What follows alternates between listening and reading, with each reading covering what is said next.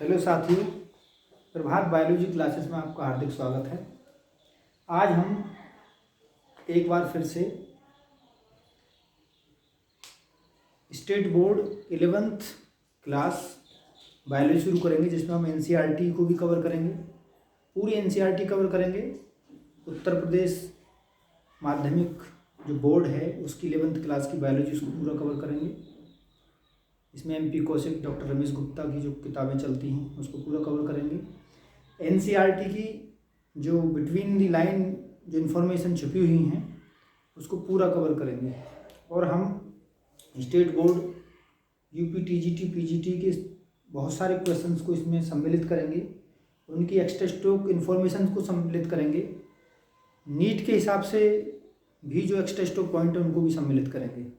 और जो various state के टेट, सुपर टेट या फिर और कंपटीशन के एग्ज़ाम, एसएससी, सीजीएल वगैरह जितने भी एग्ज़ाम हैं उसमें भी जो बायोलॉजी का जो सिलेबस है उसको भी कवर करते हुए चलेंगे। बिल्कुल बेसिक से चलेंगे। आज हम पहली क्लास शुरू कर रहे हैं एक बार फिर से, जिसका जो एनसीईआरटी का पहला चैप्टर है लिविंग वर्ल्ड, या कोई भी बायोलॉजी स्टेट बोर्ड की कोई भी जो बायोलॉजी है उसमें जो पहला चैप्टर होता है जैव जगत वाला, हम आज से शुरुआत कर रहे हैं। और सभी लोग इसको क्रमबद्ध तरीके से देख सकते हैं। अब रेगुलर क्लासेस इस पर जो जारी की जाएंगी, और जो भी आपकी समस्या हैं या जो भी आपका सुझाव देना चाहते हैं वो हमें मैसेज कर सकते हैं, कमेंट कर सकते हैं।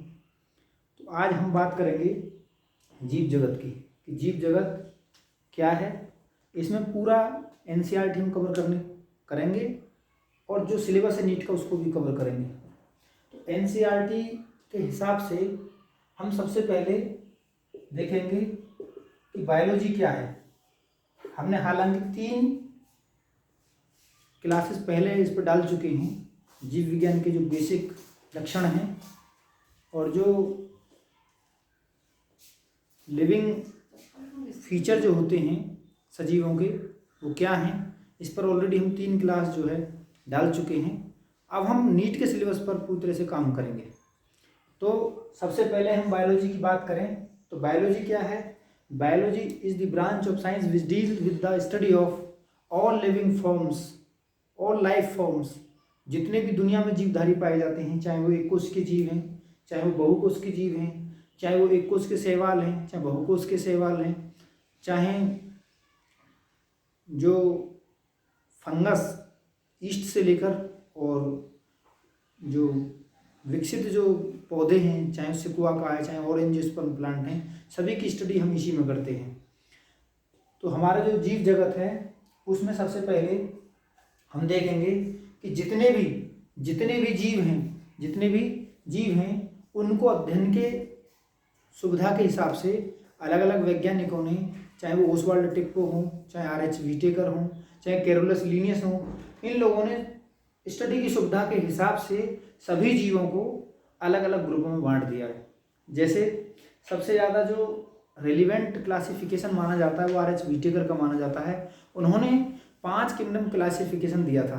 5 किंगडम क्लासिफिकेशन में उन्होंने क्या दिया था, 1969 में दिया गया। आर.एच. व्हिटेकर का 5 किंगडम क्लासिफिकेशन में उन्होंने नंबर 1 पर रखा था मोनेरा को। सबसे पहले रखा था मोनेरा को। तो मोनेरा की क्या खासियत है, मोनेरा की क्या विशिष्ट फीचर हैं। मोनेरा के विशिष्ट फीचर ये हैं कि इसमें वो सभी जीव रखे जाएंगे जो एक कोशिका से मिलकर बने होंगे। नंबर 1 तो ये बात थी। दूसरी बात, एक कोश के जीव वो होंगे जिनकी कोशिका प्रोकैरियोटिक टाइप की होगी, प्रिमिटिव टाइप की होगी। प्रिमिटिव का मतलब ये है कि वो कोशिका जो सर्वप्रथम बनी थी, जिसमें केवल एक कोशिका की स्ट्रक्चर तो थी लेकिन उसके ऑर्गेनेल का डेवलपमेंट नहीं हुआ था। केवल बाहर सेल वॉल थी और सेल मेम्ब्रेन, साइटोप्लाज्म, और उसका जो न्यूक्लियस है वो न्यूक्लियस विकसित नहीं था। केवल उसको क्रोमोसोम जो है उसमें डबल स्टैंडर्ड सर्कुलर पड़ा था साइटोप्लाज्म में, और उसको हम जीनोफोर या न्यूक्लियोइड भी बोलते हैं। तो ये इसमें ना माइटोकॉन्ड्रिया था, ना क्लोरोप्लास्ट था, और भी बहुत सारे जो सेल ऑर्गेनेल रहते हैं वो भी इसमें प्रेजेंट नहीं थे। तो ये प्रिमिटिव टाइप की जो सेल है उसको प्रोकैरियोटिक बोलते हैं। तो ऐसे जीव जो एक कोशिका से मिलकर बने हुए हों और उनकी कोशिका जो प्रिमिटिव टाइप की हो, वो सभी को आर.एच. व्हिटेकर ने मोनेरा में रखा है। दूसरा, इसमें जो दूसरा वर्ग है, दूसरी जो क्लास है, दूसरा जो किंगडम है वो ये है उसका नाम है प्रोटिस्टा। हैकल ने इस टर्म को दिया था प्रोटिस्टा को। तो प्रोटिस्टा में वो जीव रखे गए हैं जो केवल एक कोशिका से मिलकर बने हों, केवल एक कोशिका से मिलकर बने हों, जिनका शरीर केवल एक कोशिका से मिलकर बना हो, लेकिन उनकी जो कोशिका होगी वो कैसी होगी, वो यूकैरियोटिक होगी, वो डेवलप्ड प्रकार की होगी। यू का मतलब होता है डेवलप्ड और कैरियो का मतलब होता है न्यूक्लियस। ऐसी कोशिका जो डेवलप्ड प्रकार की होगी वो कहलाएंगे यूकैरियोटिक। और ऐसे जीव जो यूकैरियोटिक कोशिका में मिलकर बने हो लेकिन एक कोशिका के हों, उनको विटीकर ने रखा है प्रोटिस्टा जगत में। ठीक है। तीसरा जगत है फंगस, फंजाई वाला, है ना। जो तीसरा जगत है फंजाई, उसमें जितनी फंजाइयाँ हैं उन सब फंजाइयों का अध्ययन हम उसके अधीन करते हैं, फंजाई किंगडम के अंदर हम करते हैं। ठीक। चौथा किंगडम है प्लांटी। जितने भी शैवाल हैं, शैवाल से लेकर और वेल डेवलप्ड जो है एंजियोस्पर्म तक, चाहे वो जिम्नोस्पर्म है चाहे एंजियोस्पर्म है, सारे जितने भी पौधे हैं हरे शैवाल से लेकर और जितने भी बहुत बड़े बड़े जो वृक्ष हैं उन सभी का अध्ययन हम किंगडम प्लांटी में करते हैं। और जो फिफ्थ किंगडम है वो है किंगडम एनिमेलिया। एनिमेलिया किंगडम में जितने भी जंतु हैं, देखिए मोनेरा, प्रोटिस्टा, फंजाई और प्लांटी, इनके अलावा जो जीव बचे हैं यानी कि वो जंतु बचे हैं उनको हम एनिमेलिया के अंदर स्टडी करते हैं। तो ये जो 5 किंगडम क्लासिफिकेशन था, तो मैंने आपको थोड़ा सा ये आउटलाइन देने की कोशिश की है कि आर.एच. विटेकर ने 5 किंगडम क्लासिफिकेशन जो है कैसे दिया था।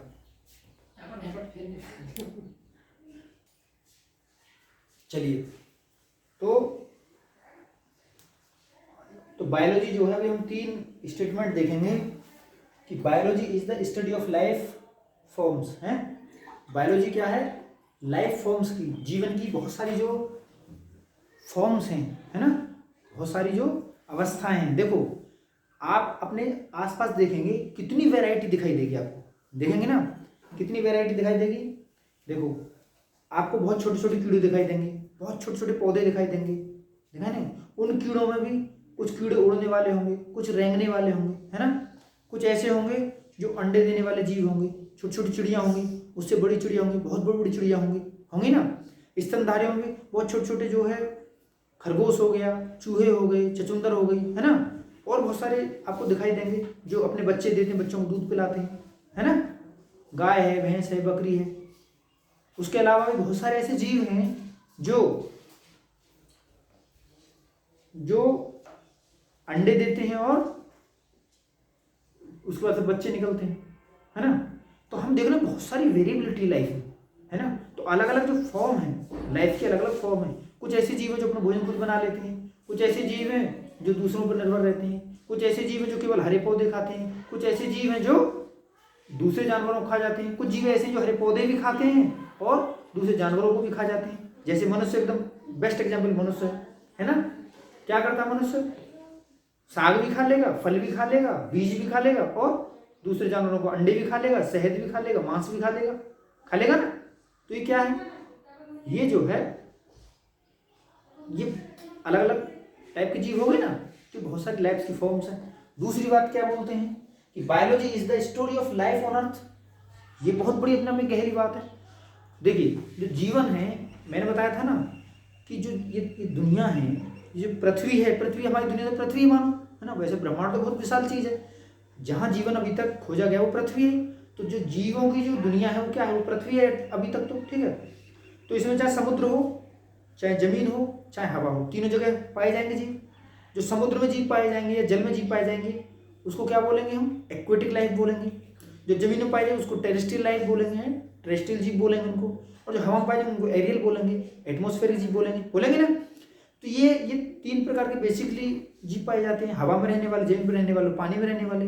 इनमें भी बहुत सारे पानी में रहने वाले हजारों प्रकार की मछलियों की संख्या है ना। कछुए भी कई प्रकार के हैं, कई प्रकार के जो टोड मेंढक है ना। छिपकलियां हैं, छिपकली हजारों प्रकार की हैं, सैकड़ों प्रकार के तो पक्षी आपको दिखाई देते होंगे आसपास में, है ना। सैकड़ों प्रकार की जो है, आपको गाय की कितनी वेराइटी है, बकरी कितनी वेराइटी है ना, कितने वेरियस प्रकार के जीव हैं इस दुनिया में, है ना। तो ये सारा क्या है, ये हुआ कहाँ से डेवलप, ये सब एक ही सबसे पहले जो कोशिका जो उत्पत्ति हुई थी, जो कोशिका जैसी स्ट्रक्चर थी, उसको क्या बताया था हमने नाम, प्रोजीनोट बताया था। उसी प्रोजीनोट में डेवलप होने के बाद बहुत ज़्यादा विकास होता चला गया, उसका इवोल्यूशन होता चला गया, तो उसमें बहुत सारी लाइफ फॉर्म होती चली गई है। अभी बात करेंगे थोड़ा, भी हमने बताया था ना कि 5 किंगडम जो क्लासिफिकेशन है, उसमें आर.एच. व्हिटेकर ने क्यों रखा था, क्योंकि उनकी लाइफ फॉर्म अलग अलग थी, ठीक है ना। तो जो हमारी जो बायोलॉजी है वो एक स्टोरी है, किसकी स्टोरी है, लाइफ फॉर्म्स की स्टोरी है ना, जीवों की स्टोरी है कि हम जीवन हमारा पृथ्वी पर उत्पन्न कैसे हुआ, कैसे अलग अलग लाइफ की फॉर्म बनी, ठीक है ना। तो ये सारा क्या है, ये पूरा का पूरा जो है एक स्टोरी है हमारी, कैसे हमारे जीवों का जो है विकास हुआ, कितने प्रकार के जीव बने, वो किस प्रकार बने, ठीक है ना। तो ये चीज हमें समझना पड़ेगा। एक और नीचे कॉन्सेप्ट है कि biology is the story of evolution of living organism on earth. वही बात होगी जो मैं बोल रहा था कि इस दुनिया में जैसे हम दिखाई दे रहे हैं, हम ऐसे जीवन हमारा तो जीवन मनुष्य के रूप में हुआ है, लेकिन जो जीवन की जो शुरुआत हुई थी, जिस प्रकार हमारे रूप में जीवन प्रेजेंट है, इस प्रकार नहीं थी, समझे ना। सबसे पहले एक कोशिकीय प्रोकैरियोटिक जीव बने, उनमें फिर विकास हुआ, फिर वो यूकैरियोटिक टाइप के बनते चले गए। पहले एक कोश के जीव बने, फिर बहुकोश के बने, बहुकोश के जैसे पोरीफेरा हैं, सीलेंट्रेटा हैं, ये जीव बने, इस टाइप के धीरे धीरे विकास होता चला गया। कॉर्डेटा तक आए, कॉर्डेटा में भी फिर पहले मछलियां ही रही, मछली केवल जल में रह सकती है, फिर जल से बाहर आने की कोशिश करी, वो एम्फीबिया रहे, जो जल में भी रह सकते हैं, फिर थल में भी रह सकते हैं। उन एम्फीबिया के बाद फिर रेप्टिलिया बने, जिनको आज हम सरीसृप बोलते हैं ना, सांप छिपकली जितने भी हैं। उसमें भी देखो, ये नहीं कि खाली वो जमीन पर ही रहने लगे, हो सकता है कि उनको कुछ दिक्कत रही हो तो वो फिर पानी में लौट के दोबारा से, ये जो पानी में रह रहे थे उनमें और विकास होता चला गया, उनको और डेवलपमेंट होता चला गया, ठीक है। तो ये जो लाइफ है हमारी, ये इसकी इवोल्यूशन की भी एक हिस्ट्री है, तो बहुत बड़ी स्टोरी है इसकी, बहुत बड़ी कहानी है। जब हम इवोल्यूशन पढ़ेंगे तब इस पर और अच्छे से चर्चा करेंगे, ठीक है। तो लाइफ क्या है हमारी, बायोलॉजी क्या है, biology is the story of the evolution of living organism है, लाइफ के इवोल्यूशन की एक हिस्ट्री है, एक बहुत बड़ी स्टोरी है, ठीक है। और ये स्टोरी क्या साल 2 साल में पूरी हो गई, 10-20 साल में पूरी, 100-200 साल में नहीं, ये करोड़ों साल में पूरी हुई है। ये इसको कई 100 करोड़ साल लग गए इसको पूरा होने में। हम यहाँ तक जो है सबसे कम जो हिस्ट्री है, सबसे कम विकास की जो हिस्ट्री है, इस कहानी में सबसे कम जो हिस्सा है वो है मनुष्य का। मनुष्य की एज जो है सबसे कम है, एज का मतलब मनुष्य की जो उत्पत्ति हुई है सबसे कम टाइम हुआ उसको। बाकी ये जो और जानवर हैं, इवन ये जो मछली वगैरह, ये तो बहुत ही पुरानी है, ठीक है। बल्कि हमारे जो रिलेटिव हैं, ये बंदर वगैरह, ये तो और हमसे पहले लंबे समय से रह रहे हैं। ये सब हमारे कजिन वजिन ही तो हैं, ये हमारे सब रिश्तेदार हैं, ये ना समझे आप। वो बात एक अलग है कि हम जो कहने लगे कि वो जी उस धर्म का है, वो उस धर्म का है, ये उस जाति का, ये ऐसे नहीं। हमारी जो इवोल्यूशन सबका एक साथ हुआ है, ठीक है ना। तो हमारी जो उत्पत्ति हुई है वो एक साथ हुई है। तो मनुष्य की जो उत्पत्ति हुई सबसे लेट हुई है। मान लो, सुनो, पूरे जब से जीवन शुरू हुआ है उस टाइम को पूरे को हमने 12 घंटे मान लिए, समझ रहे हैं आप। तो 12 घंटे का मतलब ये है कि 11 घंटा और 59 मिनट और ही जीव रहे हैं, हम तो केवल 1 ही मिनट रहे हैं, इतनी कम स्टोरी है। एक मान लो एक पूरी कोई किताब है, सुनो मेरी बात, जैसे मान लो ये कोई बुक है, ठीक है, ये बहुत मोटी बुक है, ये हमारी लाइफ की हिस्ट्री की बुक है, ठीक है, ये बुक है। तो मनुष्य का जो वो है, मनुष्य का जो जीवन है ना, वो इसके लास्ट पेज पर है। इतने कम समय से हम हैं यहाँ, समझ रहे ना। तो जो इतनी केवल लास्ट पेज पर हम हैं इस पुस्तक के, समझ रहे, इतनी कम जो अपनी हिस्ट्री है, ठीक है बच्चों। चलो, तो अब हम थोड़ा सा देखेंगे कि लिविंग, हमने वैसे बात तो कर ली है लेकिन फिर भी एक बार हम बात करेंगे।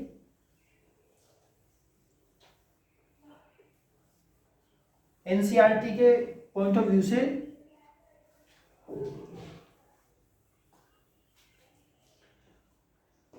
अब हम बात करेंगे कि जो लिविंग वर्ल्ड है,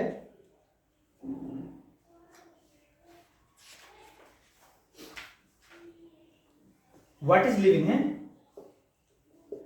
what is living, living actual में है क्या। सबसे पहली बात है पोजेसेस लाइफ, है ना, लाइफ, जिसमें लाइफ हो उसको हम सजीव बोलते हैं ना, जिसमें जीवन हो उसको हम क्या बोलते हैं, सजीव बोलते हैं, यही तो है। तो इनके कुछ फीचर होंगे, है ना, इनके फीचर होंगे, कौन कौन से फीचर होंगे। सबसे पहले हम बात करेंगे ग्रोथ की, सबसे पहले किसकी बात करेंगे, ग्रोथ की। तो ग्रोथ क्या है बता सकता है कोई। देखो, increase in mass, increase in मास या नंबर, या तो हम उसके बायोमास में, या तो उसको भार में वृद्धि हो या उसकी संख्या में वृद्धि हो, उसी को तो हम वृद्धि बोलेंगे। अब ये बताओ, मेरी बात सुनो, एक ये पर्वत श्रृंखला है, अभी इसकी हाइट इतनी है, इतनी है ना, इतनी है। अब यहां बर्फ पड़ गई, इसकी हाइट इतनी होगी, है ना, तो इसका मतलब ये इतना बढ़ गया, बढ़ गया ना, ये इतना बढ़ गया। इसका क्या मतलब है, तो ग्रोथ तो इसने भी की। और एक छोटा बच्चा जो पैदा हुआ, देखो कोई भी जीव है उसकी जो निर्माण होता है, एक तो लैंगिक प्रजनन के थ्रू होता है और एक अलैंगिक प्रजनन के थ्रू होता है। जो कम विकसित जीव हैं वो अलैंगिक प्रकार से अपना प्रजनन करते हैं, जो विकसित जीव हैं वो लैंगिक प्रकार से अपना प्रजनन करते हैं, ठीक है। तो हम ह्यूमन के केस की हम बात करें, सबसे पहले ह्यूमन के केस में क्या होता है कि माँ का ओवम प्लस पिता का स्पर्म, जब ये दोनों मिल जाते हैं तो एक जाइगोट बनता है और वो बड़ी कोशिका होती है, उसमें फिर होता है डिवीजन। डिवीजन होने के बाद उसकी जो जाइगोट है उसमें जब डिवीजन होगा, 1 से 2 कोशिका, 2 से 4 कोशिका, 4 से 8 कोशिका, 8 से 16, ये ज्योमेट्रिकल ग्रोथ चलती है, ठीक। उसके बाद फिर उन कोशिकाओं में होता है ऑर्गेनोजेनेसिस, 3 लेयर बनती हैं, पहले 2 लेयर बनती है, फिर 3 लेयर बनती है, उसके बाद फिर उनका ऑर्गेनोजेनेसिस होता है, ऑर्गन का निर्माण होता है, फिर बेबी का जन्म हो जाता है। तो उस एक कोशिका से पूरे बेबी का डेवलपमेंट होना, पूरे भ्रूण का डेवलपमेंट, एम्ब्रियो को डेवलपमेंट होना, उसके बाद फिर डिलीवरी हो जाती है। जब बच्चा पैदा होता है तो 2 किलो का, 2.5 किलो का, 3 किलो का ऐसे रहता है, ठीक है। उसके बाद फिर क्या होता है, जब डिलीवरी हो गई तो बच्चा छोटा रहता है, डिलीवरी के बाद उसका क्या होता है, डिलीवरी के बाद क्या होता है, फिर उस बच्चे को ब्रेस्ट फीडिंग कराई जाती है। माँ का पहला दूध उसको बोलते हैं कोलोस्ट्रम, क्या बोलते हैं, कोलोस्ट्रम। तो जो कोलोस्ट्रम होता है वो बहुत ही ज़्यादा बच्चे के लिए वरदान होता है, ठीक है। उसमें ऐसी ऐसी प्रोटीन्स पाई जाती हैं जो बच्चे की इम्यूनिटी को नेचुरल रूप से बढ़ाती हैं। बहुत से लोग नहीं पिलाते थे, लेकिन पिलाना चाहिए सभी को, ठीक है। उसके बाद क्या होता है, उसकी ग्रोथ होती चली जाती है, ठीक। और जब ग्रोथ हो जाती है तो क्या होता है, फिर उसके वजन में वृद्धि हो जाएगी। जब वजन में वृद्धि हो जाएगी तो हुई ना ग्रोथ वो। अब मानो एक बैक्टीरिया है, क्या है, एक बैक्टीरिया है, ठीक है।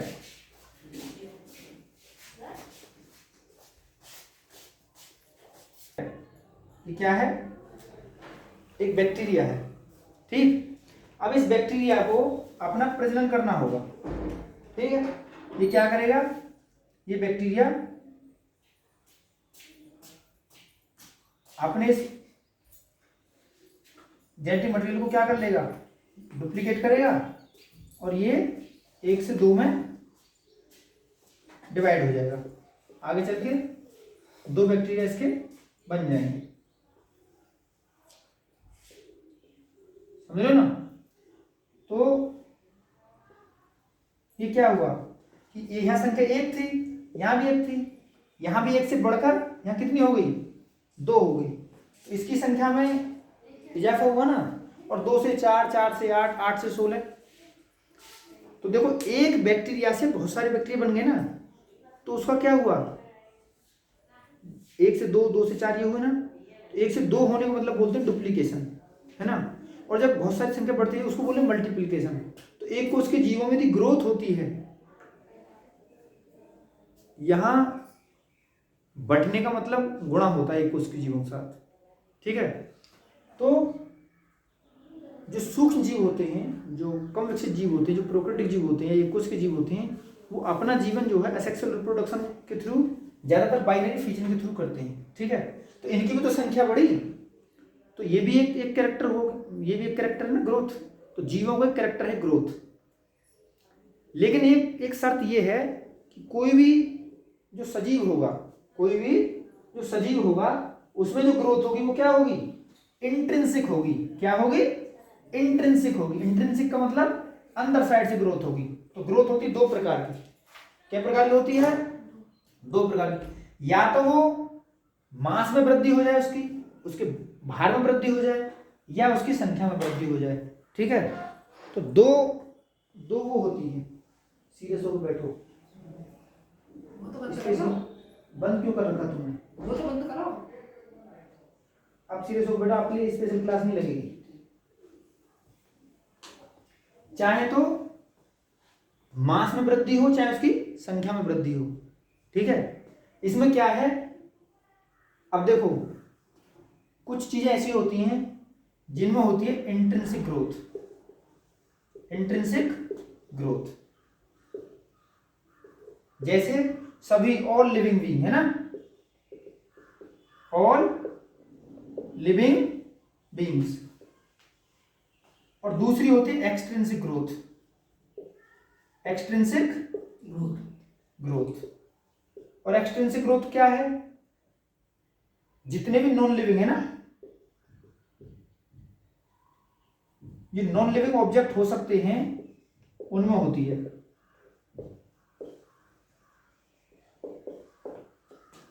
मैंने ये बताया था ना एक उदाहरण कि पहाड़ रहता, तो पहाड़ की चोटी पे जब बर्फ जमती है तो उसका साइज क्या हो जाता है, इंक्रीज हो जाता है।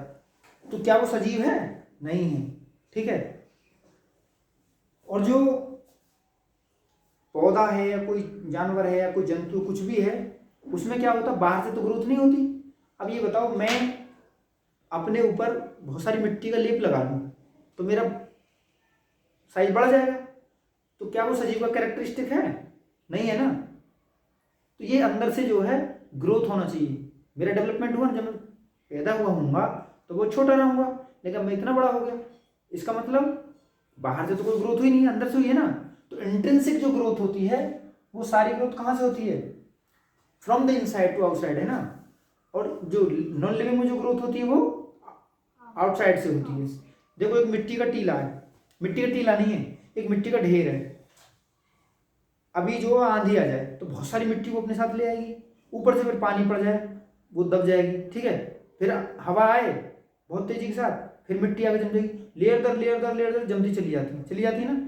आपने वो देखा है, जो कभी जो रेगिस्तान वाले जो इलाके होते हैं उनमें क्या होता है कि वहाँ धूल भली आंधी चलती हैं। धूल मतलब रेत जो उड़ता है बहुत। तो आज जो रेत का पहाड़ है, कल वो हो सकता है ना मिले, तो वो चेंज होता रहता है और बहुत बड़े बड़े पहाड़ होते चले जाते हैं, टीले जैसे बन जाते हैं।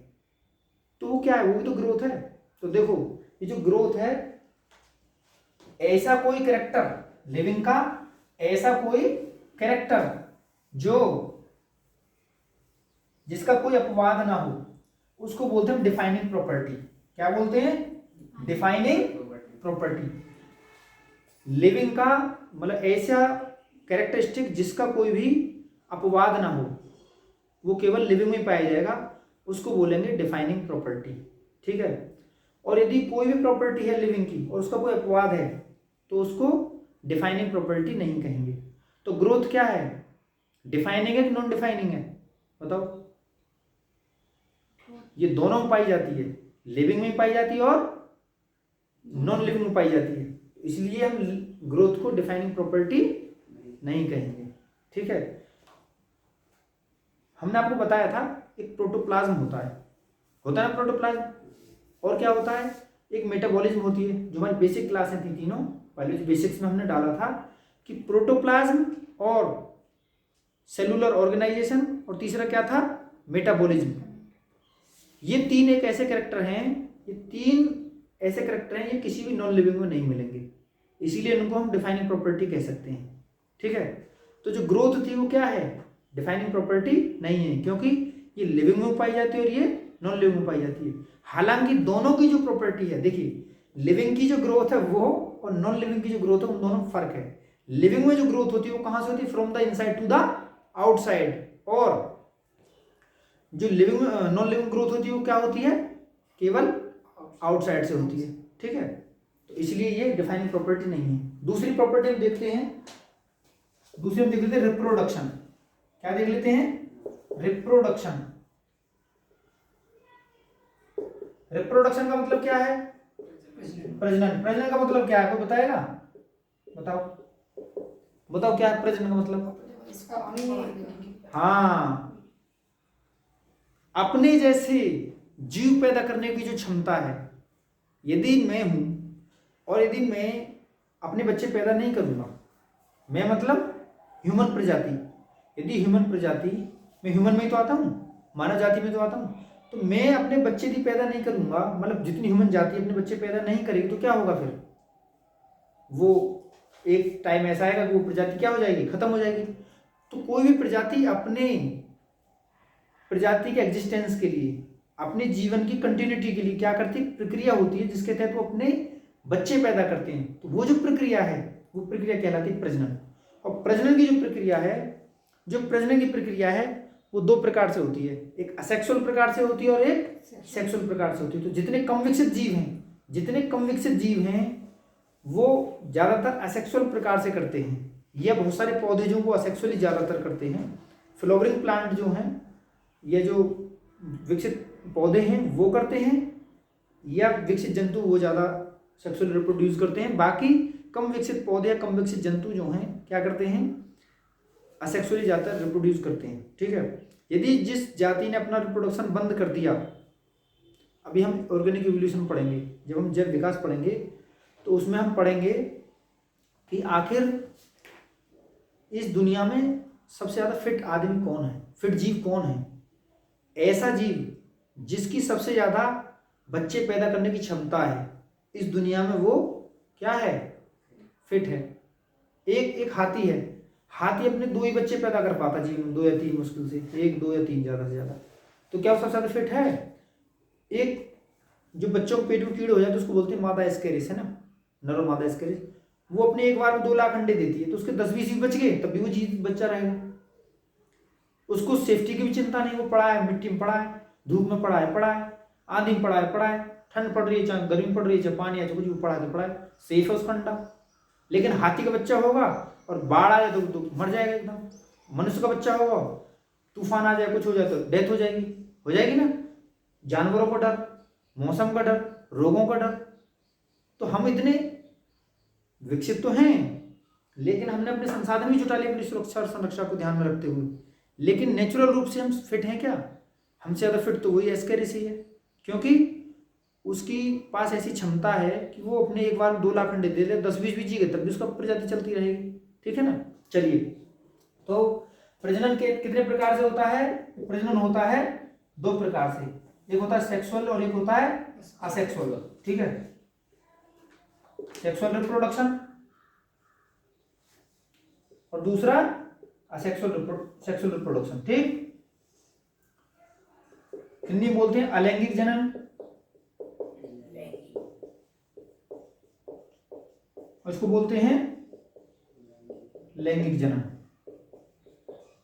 ठीक है ना भाई, इसको बोलते हैं अलैंगिक जनन और इसको बोलते हैं लैंगिक जनन। ठीक है, अब देखो थोड़ी इस पर हम बात कर लेते हैं। सबसे पहले हम बात करेंगे अलैंगिक जनन पर। किस पर बात करेंगे, अलैंगिक जनन पर। अलैंगिक जनन क्या है, अलैंगिक जनन में कोई भी जीव है उसमें मेल और फीमेल की आवश्यकता नहीं पड़ती। ठीक है, एक ही जो बॉडी है, एक ही जो जीव है वही रिप्रोड्यूस कर सकता है। ठीक है, तो इसमें कई प्रकार हैं, जैसे बडिंग, जैसे मान लो कि ईस्ट की कोशिका है, क्या है ये ईस्ट की कोशिका है, ठीक है। ईस्ट की कोशिका में होगी बडिंग, कैसे होगी बडिंग, ये बड निकली आई, ठीक है, क्या निकली आई, बड। आगे चल के ये बड अलग हो गई और ये जो अलग हो गई, तो एक से दो बन गए ना, ये डेवलप करके बड़ी हो जाएगी, ये तो कर ही बड़ी, समझ में आया। तो ये क्या था, बडिंग, है ना। अच्छा आपने वो देखा है जो पानी में हरे हरे शैवाल तैरते रहते हैं ना, धागे धागे जैसे लगे। अब मान लो उसमें कोई जानवर घुस गया, उसमें कोई जानवर घुस गया, मछुआरा घुस गया मछली पकड़ने, तो क्या होगा कि ये हमारे शैवाल पड़े हैं इसमें, है ना, ये एक से दो टुकड़ों में टूट गए, टूट सकते हैं, है ना। तो क्या होगा, ये एक जो टुकड़ा है ये आगे चल के पूरा पौधा बना लेगा, समझ रहे ना। इसको बोलते हैं फ्रेगमेंटेशन। क्या बोलते हैं, फ्रेगमेंटेशन, है ना, विखंडन द्वारा, बडिंग द्वारा हो, विखंडन द्वारा होगा। और क्या हो सकता, अच्छा और भी कोई उदाहरण है आपके दिमाग में और आप यूज करते हैं हम लोग। पौधे का कोई भी हिस्सा हम लगाएं, पौधे का कोई भी हिस्सा हम लगाएं, कहाँ, जमीन में, उससे नया पौधा तैयार हो जाए। कितने कितने उदाहरण हमारे सामने। शकरकंद का क्या लगाते हैं हम लोग, जड़, क्या लगाते हैं, जड़। गन्ने का क्या लगाते हैं, तना। आलू को क्या लगाते हैं, तना। अदरक का क्या लगाते हैं, तना। पेपरमेंट की जड़, जड़ में बड़ निकलती है उसको लगाते हैं ना। तो ये सब एसेक्सुअल रिप्रोडक्शन ही तो करते हैं। तो ये सारे उसके उदाहरण हैं। एक जीव है बड़ा फेमस है, ठीक है, एक जीव है बड़ा फेमस है, उसका नाम है हाइड्रा। क्या नाम है, हाइड्रा।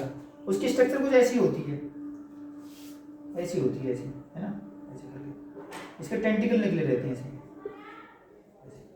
यदि इसके दो हिस्से कर दिए जाए ना, नहीं मैं एक और अच्छा उदाहरण देता हूँ इसका, इससे भी अच्छा उदाहरण देता हूँ।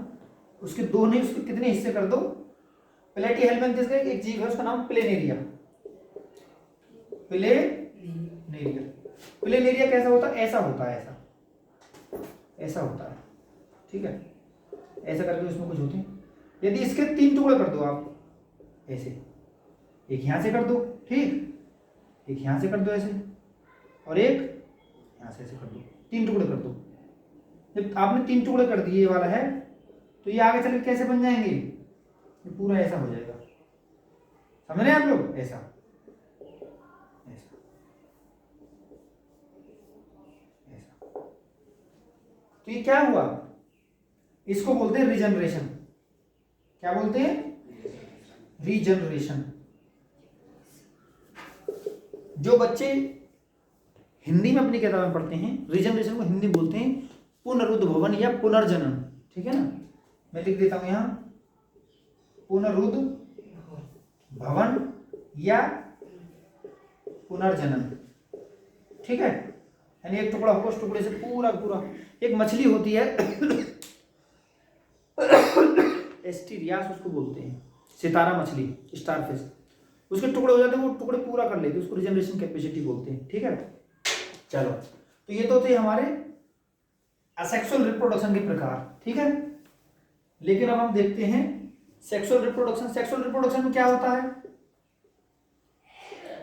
सेक्सुअल रिप्रोडक्शन जो होता है, उस सेक्सुअल रिप्रोडक्शन में क्या होता है, सेक्सुअल रिप्रोडक्शन में एक होगा मेल पार्टनर और दूसरा होगा फीमेल पार्टनर, इनके गेमीट होंगे। गेमीट के बाद फिर क्या बन जाएगा, गेमीट के बाद क्या बन जाएगा, जाइगोट बन जाएगा, ठीक है। जाइगोट को सिंकैरियन भी बोलते हैं, और उसके बाद फिर ऑर्गेनिज्म बन जाएगा, ठीक है ना। जैसे उदाहरण ये बताता हूं, मेल का क्या रहता है, स्पर्म, है ना, मेल का क्या रहता है, स्पर्म, और फीमेल का ओवम, और जाइगोट बन गया, 2n स्टेज हो गई, ठीक है ना। जाइगोट बन गया, उसके बाद फिर क्या बन गया, ये जीव बन गया, ठीक है ना। ये क्या बन गया, बेबी बन गया, ठीक है। तो ये जो प्रक्रिया थी क्या थी, सेक्सुअल रिप्रोडक्शन की थी। अच्छा ये बताओ, हम रिप्रोडक्शन को डिफाइनिंग प्रॉपर्टी में रखेंगे कि नॉन डिफाइनिंग प्रॉपर्टी में। क्या ये निर्धारित करने, जीव को निर्धारित करने वाली प्रॉपर्टी है, इसका कोई अपवाद तो नहीं है, क्यों भाई बताओ। इसका कोई अपवाद तो नहीं है। आपने ट्रांसजेंडर देखे हैं? फीमेल ट्रांसजेंडर भी होते हैं और मेल ट्रांसजेंडर भी होते हैं, ठीक है, मतलब किन्नर जिनको बोलते हैं, ठीक है, गांव में पता नहीं उनको क्या क्या नाम रखते हैं। तो क्या वो रिप्रोड्यूसेबल हैं? क्या वो रिप्रोडक्शन कर सकते हैं?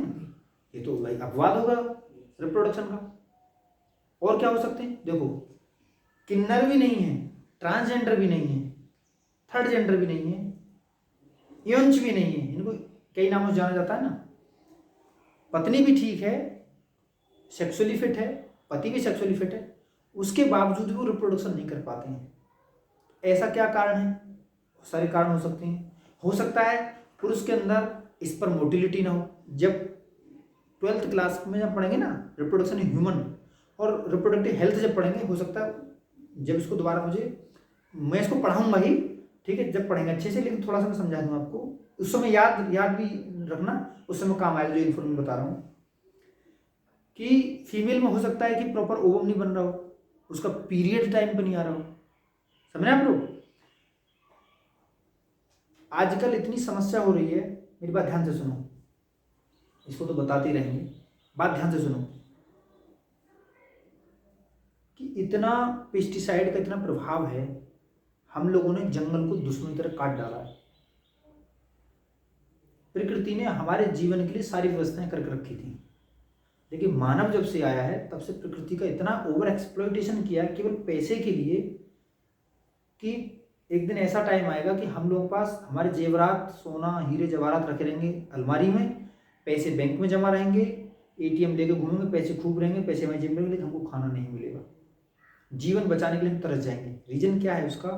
वो तो ये समझो कि बहुत सारे समाज सुधारक लोग अभी भी चल रहे हैं कुछ ना कुछ वैज्ञानिक तरीके से, ताकि जो चल भी पा रहा है, वरना इतना कॉन्टामिनेशन हो गया है, इतना पॉल्यूशन हो गया है, इतना प्रदूषण हो गया है कि जो छोटी छोटी बच्चियां हैं ना, उनमें पीसीओडी, पॉलीसिस्टिक ओवेरियन डिसऑर्डर इतने हो गए हैं कि उनका छोटी छोटी बच्चियों का 12-12, 15-15 साल की, 18-18 साल की लड़कियों का पीरियड इरेगुलर हो गया। पीसीओडी बहुत बड़ी प्रॉब्लम एक समय हो रही है, हद से ज़्यादा।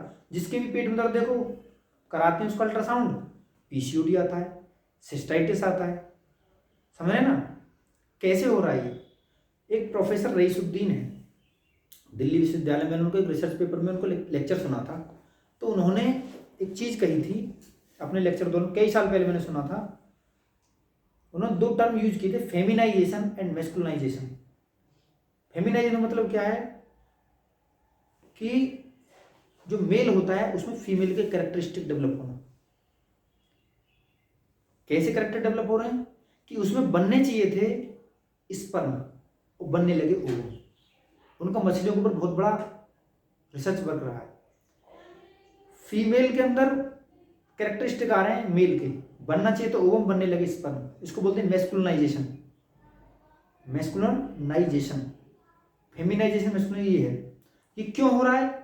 ये कॉन्टामिनेशन की वजह से हो रहा है, ये प्रदूषण की वजह से हो रहा है। इतना पेस्टिसाइड छिड़का जा रहा है, उसकी मात्रा हमारे शरीर में इतनी बढ़ गई कि जो हमारी नेचुरल डेंसिटी थी, नेचुरल जो रेशियो था एलिमेंट्स का हमारे शरीर में, वो कहीं ना कहीं क्षरण हो रहा है। इसलिए हमारी एज घटती जा रही है, और जो नेचुरल लाइफ हमारी चलती थी, जो रिप्रोडक्शन है हमारा, वो ज़्यादा प्रभावित हो रहा है। स्पर्म काउंट इतना डाउन हो गया है, हद से ज़्यादा। स्पर्म की मोटिलिटी इतनी डाउन हो गई है कि दे आर, जो यंग कपल्स हैं, they are physically active, they are capable to the physical relationship, but उनके अंदर जो प्रेगनेंसी कंसीव नहीं हो रही है, वो जो प्रेग्नेंट ही नहीं हो पा रही है महिलाएं, फिर डॉक्टर के पास जा रही हैं। रीजन, फिर जब उनका जांच कराई जाती है, उसमें बहुत सारी समस्या निकल कर आ रही हैं। तो आजकल के जो युवा कपल्स हैं ना, उनमें बहुत सारे ऐसे जिनके अंदर जो है, जो बच्चे कैपेबल नहीं हो रहे हैं बच्चे पैदा करने में। कहीं प्रेगनेंसी में प्रॉब्लम आ रही है, कहीं उसको डेवलपमेंट में प्रॉब्लम आ रही है, कहीं मिसकैरेज बहुत ज़्यादा हो रहा है। समझ रहे हैं आप लोग? तो ये सब कहाँ से आया? ये सब इतना प्रदूषण जो हो रहा है इसकी वजह से हो रहा है, ठीक है। तो जो रिप्रोडक्शन है उसमें तो ऐसे बहुत सारे वो हैं। तो कौन कौन है जो रिप्रोडक्शन नहीं कर सकते हैं? सबसे पहले ट्रांसजेंडर है ना, और कपल्स है ना, मैरिड कपल्स हैं, मैरिड कपल्स भी नहीं कर पा रहे हैं ना, और म्यूल, म्यूल को जानते हैं आप लोग? हाँ, खच्चर। खच्चर तो इसलिए नहीं कर पा रहा है, मेरी बात सुनो, खच्चर तो इसलिए नहीं कर पा रहा है कि वो हाइब्रिड है। हाइब्रिड जो जंतु होते हैं वो आपस में रिप्रोडक्शन नहीं कर पाते हैं। हाइब्रिड में दो वंशों का, दो प्रजातियों का आपस में मेल है, तो उसका तो हम मान भी सकते हैं कि खच्चर नहीं कर पाएगा। लेकिन फीमेल में भी जो जो ह्यूमन के केस में वो तो बड़ा ही अटपटा सा लग रहा है, ठीक है ना। तो रिप्रोडक्शन के क्या है, बहुत सारे एक्सेप्शन हैं, बहुत सारे अपवाद हैं। इसीलिए ह्यूमन के केस में ट्रांसजेंडर हो चाहे न्यूली कपल हो, वो भी मैरिड कपल जो हैं दोनों किसी न किसी में ऐसी कमियां हैं कि जो अपने बच्चे पैदा नहीं कर पा रहे, म्यूल्स हैं, ठीक है।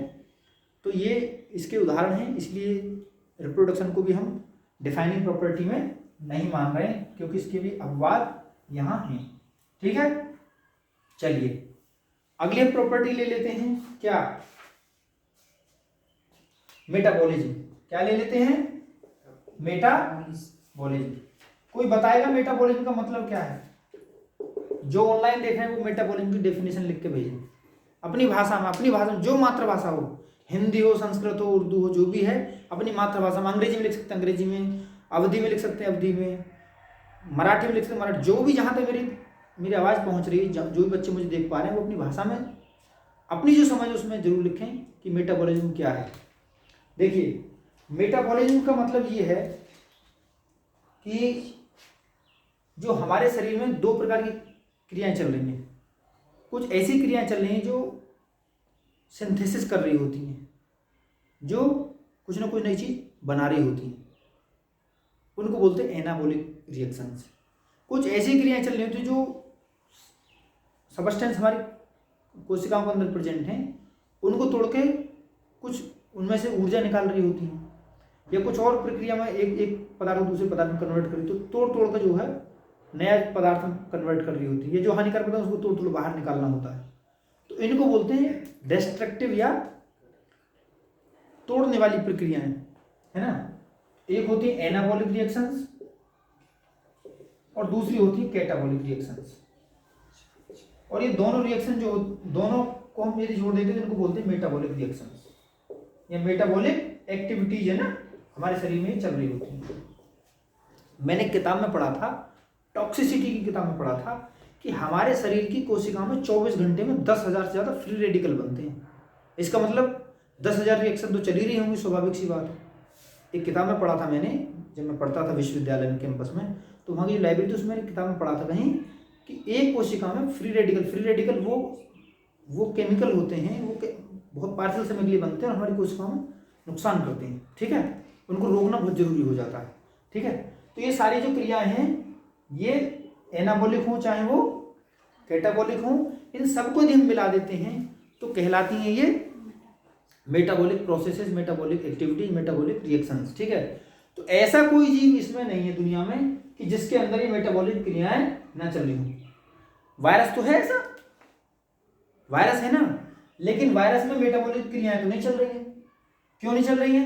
क्योंकि उसमें प्रोटोप्लाज्म है ही नहीं, और ये प्रोटोप्लाज्म में ही चलती हैं। जो हमारा साइटोसोल होता है उसमें बहुत सारे ऑर्गेनेल पाए जाते हैं और एक द्रव भरा रहता है, उसमें बहुत सारी क्रियाएं चल रही होती हैं, ठीक है। तो अब जब प्रोटोप्लाज्म ही नहीं है वायरस में, तो इसीलिए जो है उसमें मेटाबॉलिक क्रिया चलती नहीं है। तो इसलिए हम वायरस को लेमू में भी नहीं रख सकते।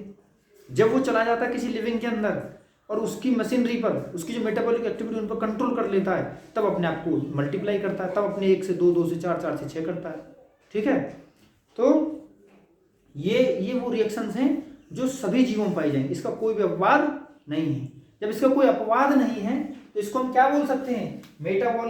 मेटाबॉलिज्म क्या है? Metabolism is a defining property, ठीक है। मेटाबॉलिज्म क्या है? डिफाइनिंग प्रॉपर्टी है। चलिए दो रिएक्शन, दो प्रॉपर्टी और देख लेते हैं हम लिविंग की। ज्यादा लंबी होगी क्या क्लास? चलिए ठीक है, क्लास फिर ज्यादा लंबी हो जाएगी। अगली क्लास में देखेंगे सेलुलर ऑर्गेनाइजेशन थोड़ा देखेंगे और हम कॉन्शियसनेस पर बात करेंगे। आगे क्लास होगी कल, ठीक है। ओके।